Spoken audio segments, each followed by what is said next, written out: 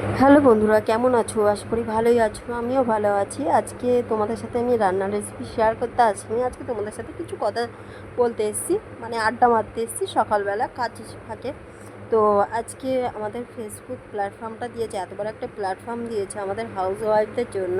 মানে সারাদিন ঘরের কাজ করার পরে নিজেদের জন্য একটু সময় করে ভিডিও বানানো, সেটাকে আপলোড করা, সেটাই হচ্ছে আমাদের অনেক আনন্দ।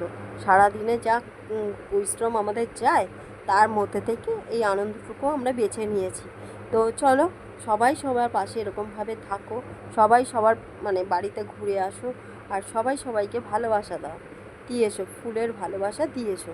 তো আজকে তোমাদের সাথে আমি আরেকটু কিছু কথা শেয়ার করছি। আজকে মানুষ কোথায় থেকে কোথায় চলে এসেছে। আজকে মানে কি বলবো, আজকে প্রতিবাদ জানাচ্ছে, আজকে এই করছে, আজকে ওই করছে। দেশটার কি অবস্থা! আজকে আমার ছেলের স্কুলে আমরা আজকে কানাইলাল দত্তের জন্মদিন উপলক্ষে একটা র্যালি বেরিয়েছিল। তার মধ্যে আমরা মানে কিছু গার্জিয়ান ছিলাম, মানে যাচ্ছিলাম রাস্তা থেকে, মানে ওদের পাশে পাশে। তো সেখানেও বাচ্চাগুলোর মনে মানে আমাদের তাদের ভবিষ্যৎগুলো দেখো কীরকমভাবে তারা বলছে। আজকে আরজি করের জন্য আমরা বেরিয়েছি, আমরা এই মিছিলটা বেরিয়েছি আরজি করে, মানে ডক্টর মৌমিতার জাস্টিসের জন্য। তার মানে বুঝতে পারছো তাদের মনের মধ্যে কীরকম একটা মানে বাচ্চাগুলোর মনের মধ্যেও কী ঢুকে গেছে। তাহলে দেশটার কী অবস্থা হয়েছে বলো। ওইটুকু বাচ্চাগুলো 5-6-এ পড়ে বা কেউ 2-3-তে পড়ে, তাদের মধ্যেও আজকে এই সবগুলো ঢুকে গেছে। মানে কি বলবো, মানে এত মানে খারাপ লাগছে আমাদেরকে। মানে কিছু মেয়েদের জন্য না আজকে মানে পরিবেশটা না এত খারাপ হয়ে গেছে। আমি ডক্টর মৌমিতাকে যে এরকমভাবে নৃশংসভাবে হত্যা করেছে, তার পেছনেও কিন্তু একটা মেয়ে ছিল। সেই মেয়েটা কই গেল?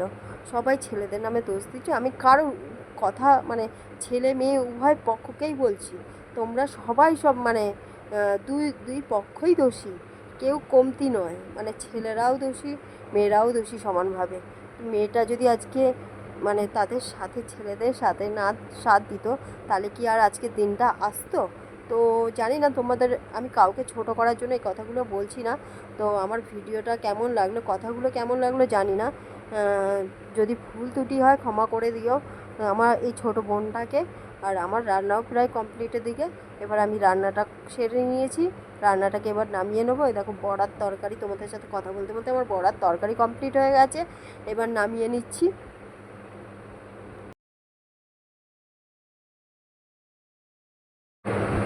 এবারে আমি এই যে নামিয়ে নেবো, তরকারিটা পুরো হয়ে গেছে, পুরো টেনে নিয়েছে খুব সুন্দরভাবে। এই বড়ার তরকারিটা করছি আজকে অন্যরকমভাবে, হালকা সিম্পল রান্না করেছি, কারণ মানে ভালো লাগছে না রান্না করতে আজকে।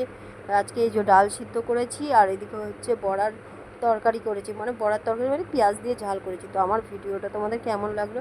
আমি এখনও বলছি, হাত জোর করে বলছি, কাউকে ছোট করার জন্য না, ছেলে মেয়ে ভেদাভেদ নয়, আমি সবাইকে একসাথে বলছি যে